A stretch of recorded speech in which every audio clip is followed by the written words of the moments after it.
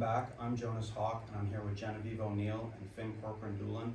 The Marist Red Foxes entered the 2025 MAC tournament as the number 5 seed, facing off against Mount St. Mary's in the quarterfinals at Boardwalk Hall. Despite a strong season and flashes of momentum, Marist struggled to find their rhythm and fell 61-50. Key players like Daniel Williamson and Julia Corsentino fought hard, but Mount's defense held firm. The loss ended Marist's postseason hopes, but there's a foundation to build on for next year. Now let's take a look at some key points of the game and hear from star player Jackie Pittock. We tune in as the Marist Red Foxes lead 10-2 against Mount St. Mary's. The ball would go over to Anna Lemaster, who would hit a 3. Mount St. Mary's were within 5 points. Marist would want to keep their lead. The ball went over to Lee Morgan, who then found Daniel Williamson for one of her many threes of this game. Jo Roppla would hit a quick 3, and she would go on a run. It was a great team play from Mount, and then it would lead to another Jo Roppla 3 from the sideline. Jo Roppla wasn't done there. Her dribbling was elite. She spun and got a jumper for 2. Marist rebounded the ball, and then found Daniel Williamson, who drove to the rim with a and 1. The ball got lobbed over to Gabriel Kennerly. Kennerly with a tough layup. Corsentino would resume play, and Marist were on a comeback. Julia Corsentino got a 3, and Marist were within 7. Pittock went over to Daniel Williamson, and Williamson hit a 3. Marist were within 4 points. That was Williamson's 3rd three-pointer of the game. Williamson was really clutch in this game. She had a steal and a layup in one play. Marist were within 3 points. Williamson wasn't done there as she found Jackie Pittock for a 3.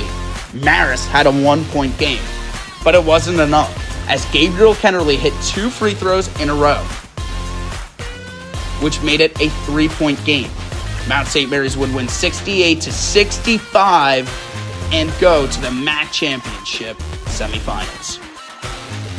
Hi everyone, I'm here with junior guard for the Red Foxes, Jackie Pittock. How are you doing? Good. I'm good. All right, first I just wanted to congratulate you on such an amazing season. I know it probably wasn't the finish you wanted, but you did finish with 173 points, which was probably one of the top ones, so that's awesome. I know you're probably sick of talking about basketball, so basketball is not the only thing that you're shining in. You're all over Marist University. I pass your picture all the time. How did this come about? Yeah, so it was actually really unexpected, obviously. Didn't know anything about the rebranding or anything that was happening. And I was home for the summer, and then the athletic media department just called me, Tyrell, and he was like, hey, are you interested? Like, they're thinking about you and what you can show for Marist. And I was like, yeah, sure, I'll do it. Awesome. Yeah, and you're just like such a huge figure for student athletes here. Obviously, there's a bunch of you guys, but people looking into Marist, not just like people on campus. Like, what does it mean to you to like represent the student athletes here? Yeah, obviously it means a lot. I mean, yeah. For it to be me is kind of crazy if you think about it. But I'm just like happy that I could show others what Marist has to offer and what it's done for me.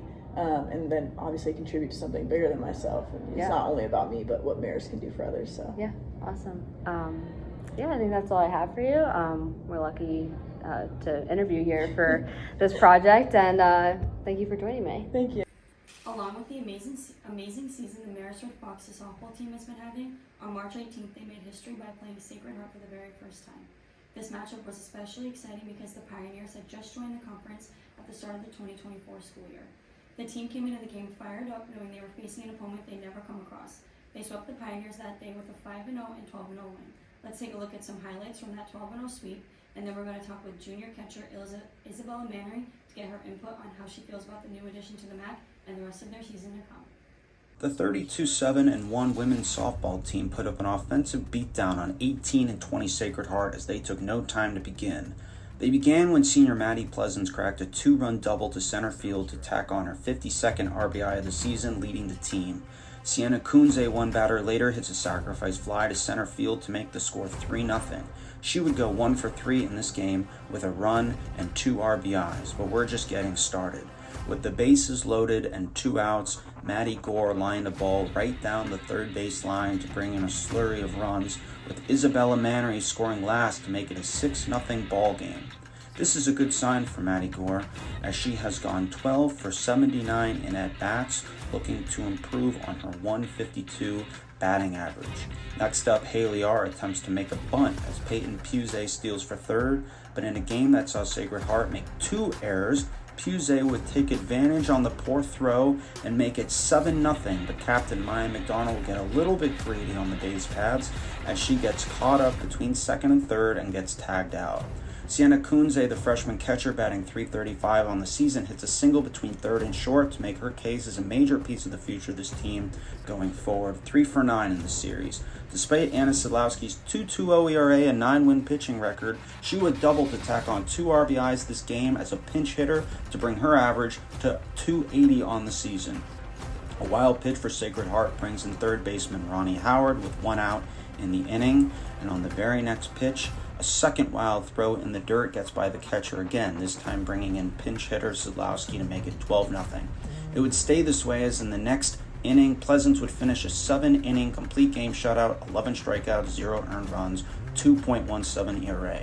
This is the Red Foxes' second win against Sacred Heart on the season, outscoring them 17 runs to 0. They'll play again tomorrow as they look to prep for the MAC championships. Alright, today I'm here with Isabella Mannery, a junior on the softball team. And Marriage is having an amazing season, so I want to say congrats on that. Thank you so much. Yes. So, you guys recently got to play your new competitor, Sacred Heart. Mm-hmm. How do you guys feel about them entering the MAC? It's been nice to see some new competition with some new teams entering the MAC, and they have some really good pitchers and good competition. So it's been good to see some new people and kind of get that experience. So. Alright. So when you recently played them a couple weeks ago, you guys went 3 for 3 on your wins. Congratulations. Thank you. Do you see them as a big threat within your conference, or any titles that you might have winning upcoming? I feel like they're definitely one of our top competitors for sure. They're definitely out for blood, like entering a new conference, a new competition, like they want to make their name known, and we've been pretty dominant in our conference the last few years too, so they know we're a big threat, so them wanting to come out and compete with us and us wanting to do the same with them. Nice. And then, as you're getting ready, like, your MAC championship is in a couple weeks. Mm-hmm. Is there anything that you and your teammates want to work on to really push for that new title?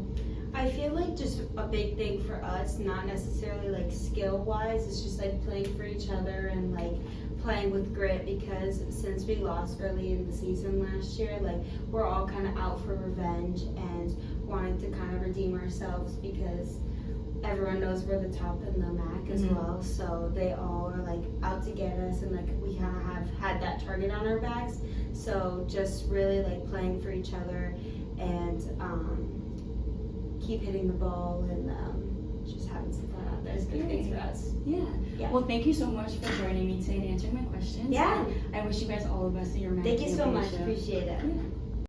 The Marist men's lacrosse team has already had an improved season from their last. Men's lax finished 8-8 in season, which was the same as 2024. However, this week they beat the Manhattan Jaspers 16-7 to go to the semifinals for the first time since 2023. Let's take a look at the game. The Marist men's lacrosse team is 7-7 going into round 1 of the MAC championship. The first goal of the game was scored by Stephen Kane, his 19th of the season. Manhattan's Drew Heiner would score their third goal of the game in the third quarter.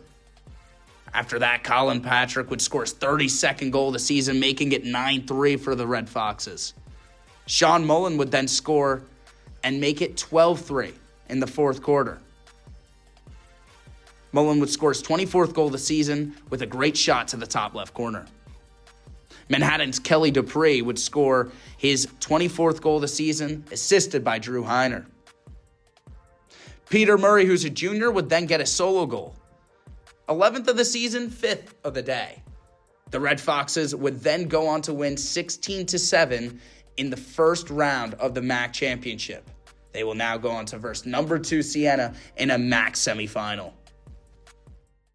Now their sights will be on number 2 Siena on Thursday. Thanks for watching, and let's go Red Foxes.